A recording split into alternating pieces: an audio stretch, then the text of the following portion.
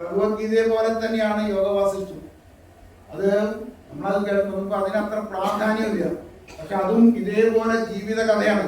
ജീവിത കഥ പറഞ്ഞാൽ നമുക്ക് ജീവിക്കാനുള്ളതല്ല കഥയല്ല, നമ്മൾ എങ്ങനെയാണ് ജീവിതം അവസാനിപ്പിക്കേണ്ടത്. ജീവിതം അവസാനിക്കുക എന്ന് പറഞ്ഞാലേ ഇപ്പൊ നമുക്ക് പറയും, എന്നാലും വെച്ചൂര് പറഞ്ഞു, ഇപ്പൊ ആർട്ട് ഓഫ് ലിവിങ്ങിന്റെ കാലം അല്ലേ. നമ്മളിപ്പോ ആർട്ട് ഓഫ് ലിവിങ് രവിശങ്കറിന്റെയാണ് ഇപ്പൊ എല്ലാവരും പറയും. പക്ഷെ ആർട്ട് ഓഫ് ലിവിങ് എന്ന് പറഞ്ഞാൽ അതാണോ ജീവിക്കാനുള്ള ഒരു കല അല്ലേ, ജീവിത കലയാണ് ആർട്ട്. അതിനർത്ഥമല്ലോ ഇനി നമ്മളെ എന്താ വേണ്ടത്, ആർട്ട് ഓഫ് ഡൈയിങ് പറയാൻ പറ്റുമോ? നമ്മളെ ഇന്നിപ്പോ ഉറക്കെ പറഞ്ഞാൽ ജയിലിടും അല്ലേ. നമ്മൾ മരണത്തെ പ്രേരിപ്പിച്ചു എന്ന് പറഞ്ഞിട്ട് ഇപ്പൊ നമുക്ക് ഈ ആർട്ട് ഓഫ് ഡൈയിങ് എന്ന് പറഞ്ഞാൽ പറഞ്ഞ് പേരിടും. നെച്ചൂർ പറയാൻ പറ്റില്ല ഇപ്പോ. കാരണം ഇവിടെ ഉള്ളവരൊക്കെ 50 കഴിഞ്ഞവരാ, 60 കഴിഞ്ഞവരാ അവിടെ. ഇനി നമുക്ക് വേണ്ട ആർട്ട് ഏതാ, ആർട്ട് ഓഫ് ഡൈയിങ്ങാ. ആർട്ട് ഓഫ് ഡൈയിങ് പറഞ്ഞാൽ എന്തൊക്കെ പറയില്ല, വെല്ല് കുടിക്കും, കുടുങ്ങി മരിക്കും, വിഷം കുടിക്കും, എന്തൊക്കെ തരത്തിലാ. അതല്ല നമ്മുടെ ആർട്ട്. നമ്മുടെ ആർട്ട് പരീക്ഷിച്ചിന്റെ ആർട്ടാ. നമ്മളെ ആർട്ട് പഠിപ്പിക്കാൻ വേണ്ടിയിട്ടാണ് സപ്താഹം 7 ദിവസം വായിച്ച് അവസാനമാകുമ്പോ ആ ശരീരത്തെ വിട്ട് പരീക്ഷിച്ച് ഇറങ്ങിപ്പോവുക അല്ലേ. കർഷകൻ കടിക്കുന്നതിന്റെ മുമ്പേ പരീക്ഷിച്ച് ആ ശരീരം വിട്ടുപോയി. അങ്ങനെ എത്രയോ ഭാഗവതത്തിൽ രാജാക്കന്മാരുണ്ടല്ലേ, ശരീരത്തിനെ കാട്ടിലെ അഗ്നിക്ക് കൊടുത്ത് ആ ശരീരം ഉപേക്ഷിച്ചു പോയി. അപ്പൊ നമ്മൾ എന്തിനാ കഥകളൊക്കെ കേൾക്കുന്നത്? ഈ ജീവിതത്തിൽ ഇരിക്കുമ്പോൾ തന്നെ നമുക്ക് ഈ ശരീരം കുറെ ഒരു സമയം കഴിഞ്ഞാൽ ശരീരം ഭാരമാവും അല്ലേ. നമ്മുടെ കർമ്മങ്ങളൊക്കെ ലക്ഷ്യം പറയും, കർമ്മത്തിനെ കർമ്മം കൊണ്ടേ തീർക്കാൻ പറ്റുള്ളൂ. നമ്മുടെ ഏതെങ്കിലും ജന്മത്തിൽ ചെയ്തു വെച്ച വാസനകളെ, ഈ വാസനകളെ തീർക്കാൻ കർമ്മം കൊണ്ടേ പറ്റും. കർമ്മം ചെയ്താലേ വാസനകൾ തീരും. പക്ഷെ എങ്ങനെ വേണം? വാസന എങ്ങനെ ഉണ്ടാവുക? കർമ്മം ചെയ്താൽ. കർമ്മം ചെയ്തുകൊണ്ടാ വാസന ഉണ്ടാവുക. ഇതാണ് സംസാര ചക്രം. വാസന കൊണ്ട് കർമ്മം ചെയ്യും, കർമ്മം കൊണ്ട് വാസന ഉണ്ടാവും, പിന്നെ ഇങ്ങനെ പോവുക. അപ്പൊ എന്ത് വേണം? നമ്മൾ ഉണ്ടാക്കി വെച്ച വാസനകളെ കർമ്മയോഗം കൊണ്ട് നിർത്തും. ഈ കർമ്മയോഗത്തിൽ വാസന വരില്ല. നമ്മൾ കർമ്മയോഗം കൊണ്ട് വാസന വരില്ല. പക്ഷേ നമ്മളല്ലാണ്ട് സ്വാർത്ഥ കർമ്മങ്ങളൊക്കെ വാസനകളെ സൃഷ്ടിക്കും. നമ്മളിപ്പം ചെയ്യുന്ന ഒക്കെ സ്വാർത്ഥകൾ. എനിക്കെന്ത് കിട്ടും അല്ലേ? ഞാൻ അവനോട് സംസാരിച്ചാൽ എനിക്ക് നാളെ അവനെന്ന് വല്ല ഗുണം കിട്ടും അല്ലേ? നമ്മളൊക്കെ ചിന്തിക്കുന്നത്, ഒരാൾ പരിചയപ്പെട്ട് കഴിഞ്ഞാൽ ഒരു 90% നമ്മുടെ എല്ലാ ബന്ധങ്ങൾക്കും എവിടെയെങ്കിലും ഒരു സ്വാർത്ഥത ഉണ്ടാവും. അത് നമ്മൾ സ്വയം ചിന്തിക്കേണ്ടതാണ് അല്ലേ. നമ്മുടെ ഏതിനു വ്യക്തി കഴിഞ്ഞാൽ അവൻ എനിക്ക് നാളെ ഉപകാരപ്പെടും, അല്ലെങ്കിൽ ഈ പ്രവൃത്തി എനിക്ക് നാളെ ഉപകാരപ്പെടും എന്നുള്ള സ്വാർത്ഥ, അതൊരു ഇതാണ്, നമുക്ക് വാസനയാണ്. അപ്പൊ ഈ വാസനകളെ കർമ്മയോഗം കൊണ്ട് തീർക്കണം. അതാണ് നമുക്ക്, അതിനാണ് നമ്മുടെ ഈ ആധ്യാത്മ വിദ്യകൾ മുഴുവൻ. അപ്പൊ രാമായണം എന്ത് വേണം? നമ്മളെ രാമായണത്തിലെ തുടക്കം മുതൽക്ക് അവസാനം വരെ നമ്മളതിങ്ങനെ വായിക്കുമ്പോൾ പറഞ്ഞത് പിന്നെ വാൽമീകി രാമായണം, അതിലെ ഓരോരോ അവസരങ്ങളെ വാൽമീകി വളരെ മനോഹരമായിട്ട് ചിത്രീകരിച്ചിട്ടുണ്ട്. നമുക്ക് ചിലപ്പോൾ നമുക്ക് സംസ്കൃതയില്ലല്ലോ, അത് പഠിക്കരുത് വിചാരിച്ചിട്ടാണ് പണ്ട് സംസ്കൃതത്തിനെ ഭാരതത്തിൽ നിന്ന് നിർത്തി വെച്ചു. കാരണം ഇപ്പൊ പഠിച്ചാൽ ഇംഗ്ലീഷുകാർ പറഞ്ഞാൽ അവന്റെ ശക്തി എന്താ, അവന്റെ അറിവ് എവിടുന്നായിട്ട് വേദങ്ങളിൽ നിന്ന്. അതെങ്ങനെ പഠിക്കുക? സംസ്കൃതം. രണ്ടും നിർത്താൻ പറഞ്ഞത് നമ്മുടെ ഹിന്ദുക്കൾക്ക് പറ്റിയൊരു അർത്ഥമാണ്. നമുക്കിതൊന്നും വായിക്കാൻ അറിയില്ല. വാൽമീകി രാമായണത്തിലെ ഓരോ രംഗങ്ങളും വളരെ ഭംഗിയായിട്ട് കാവ്യാത്മകമായിട്ട് ചിത്രീകരിക്കാൻ. ചില ആൾക്കാരൊക്കെ അതിൽ പറയുമ്പോഴാണ് ഇങ്ങനെയൊക്കെ ഉണ്ടോന്നു. സീതാ സ്വയംവരമായാലും അതിനാ മറ്റേ അഭിഷേകമായാലും വിഘ്നങ്ങളായാലും പിന്നെ അവരെ കാടിന്റെ ഒരു വർണ്ണനയൊക്കെ ഉണ്ട്.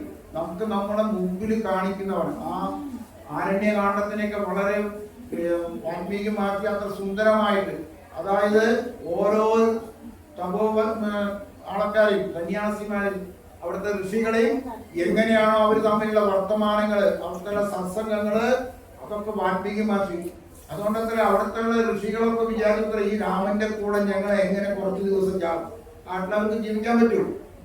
അവർക്ക് രാമന്റെ കൂടെ നടക്കാനും ആ രാമനിലേക്ക് ലയിക്കാനുള്ള അവരുടെ ആഗ്രഹങ്ങളാത്ര രാമൻ പറഞ്ഞു, സാറില്ല അടുത്ത ജന്മം ഞാൻ വരുന്നത് നിങ്ങളൊക്കെ എന്റെ പിന്നാലെ വരുന്നു.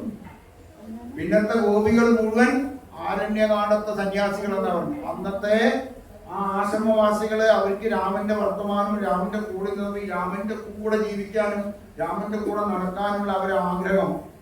അതാണത്ര രാമൻ പറഞ്ഞ അടുത്ത ജന്മത്തില് നിങ്ങൾക്ക് അതൊക്കെ സാധിക്കും. അവരാണ് ഗോപികളായിട്ട് വന്നത്.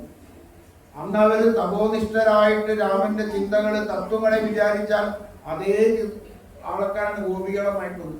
ഇപ്പൊ നാരദ മഹർഷി ഭക്തിസൂത്രം എഴുതിയിട്ടുണ്ട്. 28 ശ്ലോകം ഉള്ളത്. അതിൽ ഭക്തിക്ക് അവർ നിദാനം വെച്ചാൽ ഗോപികളുടെ ഭക്തിയാണ് ഏറ്റവും വലിയ ഭക്തി. അപ്പൊ നമ്മൾ ആലോചിക്കുക, ഭക്തി എന്താ?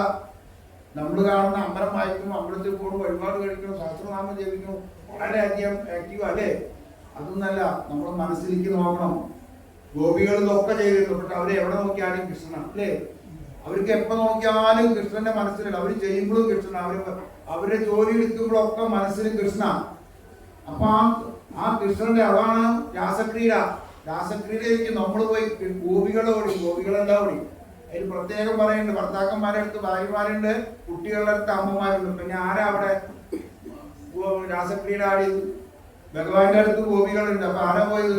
നമ്മളതിന് ഞങ്ങൾ ഒരു 3-4 തിരുവാതിര രാസക്രീഡ പറഞ്ഞതാ. ഓരോ ശ്ലോകം 19 ശ്ലോകമുണ്ട് രാസക്രീഡയിൽ. അത് ജീവൻ പരമാത്മാ ഐക്യത്തെ പറ്റിയിട്ട് ഇത്രയും സൂക്ഷ്മമായിട്ട് എഴുതിയ ഒരു കൃതി വേറെ ഇല്ല. ശ്രീരാമകൃഷ്ണദേവനെ കൂടുതൽ ധ്യാനം കിട്ടാൻ വേണ്ടി എപ്പോഴും ശിഷ്യന്മാരോട് ഈ രാസക്രീഡ ചെല്ലാനാ പറയുക. അതുപോലെ ഉദ്ധവന്റെ ഒരു പഞ്ചരത്നം പറഞ്ഞ ഒരു ശ്ലോകം, 5 ശ്ലോകം. ഈ 2 ശ്ലോകം ചെല്ലുമ്പോഴേക്കും രാമകൃഷ്ണദേവൻ ഒരു 3-4 ദിവസത്തേക്കുള്ള സമാധി വെക്കും. ഇങ്ങോട്ട് വിളിക്കരുത്, ഞാൻ പറയുന്നവർ. അത്ര നീണ്ട സമാധി വേണമെങ്കിൽ രാസക്രീഡ ചെല്ലാനൊക്കെ പറയുക. അതില് ഗോപിമാരുടെ ആത്മാവാണ് അവിടെ പോയത്. ആ ആത്മാവും കൃഷ്ണാത്മാവും തമ്മിൽ ചേരുന്ന അല്ലെ? ഓരോ ഗോപികൾക്കും ഓരോ കൃഷ്ണനും ഒക്കെ അവിടെ എഴുതിയിട്ടുണ്ട്. അതൊക്കെ പ്രതീകാത്മകമായിട്ട് എഴുതിയിരിക്കുകയാണ്. അവരൊക്കെ ഓരോ ആത്മാക്കളായിട്ട് കൃഷ്ണനിൽ ചേരുന്ന രംഗമാണ്. കാരണം അല്ലെങ്കിൽ ഇവരിങ്ങടുത്ത് വരുന്ന സമയത്ത് അവിടെ അങ്ങനെ നാരദൻ ദേവന്മാരൊക്കെ പുഷ്പപുഷ്പിക്കും. ഇന്നത്തെ ലോകത്തിലെ ഇന്നത്തെ കലികാലത്ത് അതിനെ വിശേഷിപ്പിക്കുകയാണെങ്കിൽ അല്ലേ, സ്ത്രീ പുരുഷ സംഗമം ഇന്നത്തെ വൃത്തികെട്ട ഭാഷയില് ആ രാസക്രീഡ വിവരിക്കുകയാണെങ്കിൽ മോളിന്ന് പുഷ്പപുഷ്പിക്കും. അവിടെ അവിടുത്തെ കൊട്ട് കിട്ടിയത് അപ്സരസ്ത്രീകളാണ്, വാദ്യഘോഷങ്ങൾ മുഴക്കി. അപ്പൊ ഇന്നത്തെ കാലത്ത് നോക്കി രാസക്രീഡ എത്ര വൃത്തികേടായിട്ടാണ് ഓരോരുത്തർക്കും. അതിന് ആർക്കും ഹിന്ദുക്കൾക്കും ഉണ്ടാവില്ല. കാരണം അറിയാം, നമുക്കും അറിയില്ലേ. കൃഷ്ണനും ഗോപികളും തമ്മില്ല അഴിഞ്ഞാട്ടം എന്നൊക്കെയാണ് പറഞ്ഞിട്ട് പറയും. പിന്നീട് നമ്മൾ വന്നു. അപ്പോ ഈ വാൽമീകി രാമായണത്തിന് കുഞ്ചത്ത ആചാര്യൻ അതിന്റെ ആത്മീയതയെ പറഞ്ഞില്ലേ, കറന്നെടുത്ത പാലിൽ നിന്ന് എങ്ങനെയാണോ വെണ്ണയും നെയ്യെടുത്ത് അതുപോലുള്ള ആത്മീയതയെ എടുത്തിട്ടാണ് കുഞ്ചത്താചാര്യൻ ഇത് അധ്യാത്മരാമായണം. അതിന്റെ പേരതാണ് അധ്യാത്മരാമായണം. 200-ൽ പരം രാമായണം ഇറങ്ങിയിട്ടുണ്ട് ഈ ലോകത്ത്. ആ ഇന്തോനേഷ്യയിലും അവിടെയൊക്കെ രാമായണമുണ്ട്. അവരുടേതായ ഭാഷത്തിൽ രാമായണം എഴുതിയിട്ടുണ്ട്. രാമായണത്തിന് ഏറ്റവും കൂടുതൽ ഈ രാമായണ കഥകൾ എഴുതിയത് രാമായണം മാത്രമേ. 200-ൽ പരം. ഇന്ത്യയിൽ തന്നെ 10-40 എല്ലാ ഭാഷയിലും രാമായണമുണ്ട്. അതിലെ ഏറ്റവും പ്രധാനപ്പെട്ട രാമമാനസ എന്തായാലും പറയാം, രാമമാനസ് എന്ന് പറയും. തുളസിദാസ രാമായണം. അങ്ങനെ വടക്കേ ഇന്ത്യയിലൊക്കെ അതാണ് ഏറ്റവും. തുളസിദാസ രാമായണം, പിന്നെ രാമാനസ,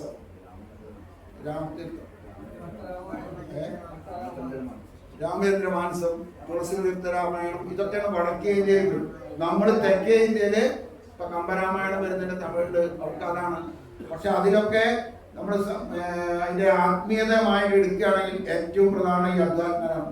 കാരണം ആദ്യം മുതൽക്ക് അവസാനം വരെ ജീവിതത്തിനെ നമ്മൾ എങ്ങനെയാണ് ആത്മീയതയിൽ കൊണ്ടുപോകേണ്ടത് കംപ്ലീറ്റ് അതാ. ആ സ്തുതിയായാലും ഉപദേശങ്ങളായാലും മുഴുവൻ. ഇപ്പോ കഴിഞ്ഞ പ്രാവശ്യം ഞാൻ